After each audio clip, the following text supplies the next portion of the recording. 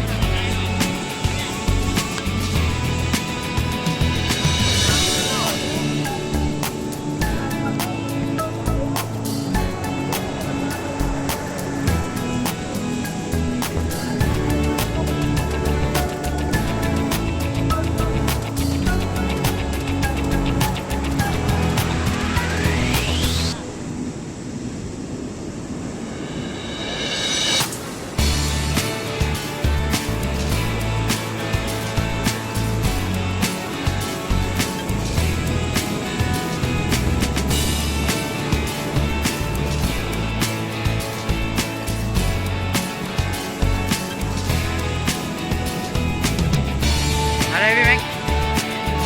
ฮะพวกปลาวาฬเหรอมันเจอพวกปลาวาฬแล้วก่อนนะปลาออกเลยร้านขายหน้าร้านขายเนาะ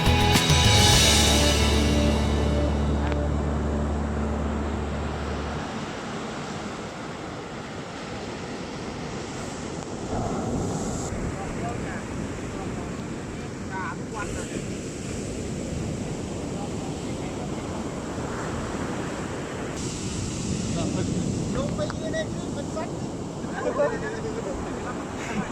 เล็กลงไปยืนในคลื่นมันซัดแบบเองสองสามมาเลยมา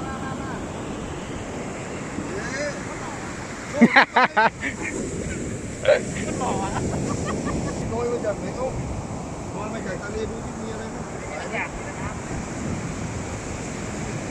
ตอนนี้หมายโรยไปหาผู้เอง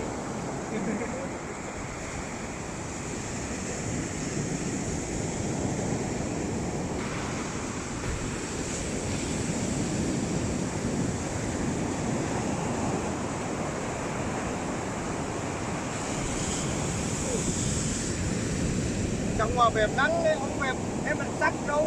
ไปลงเลย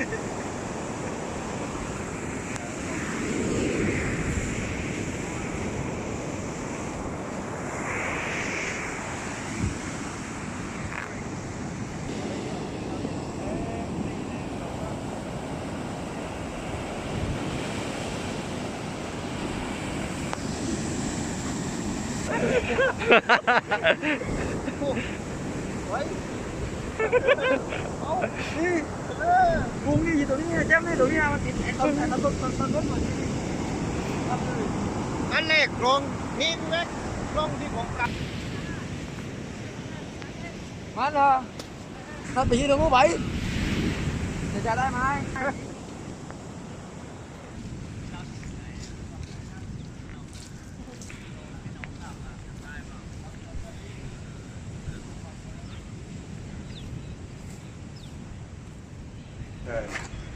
รู้ว่ามันเป็นแบบนี้อยู่แล้ววะ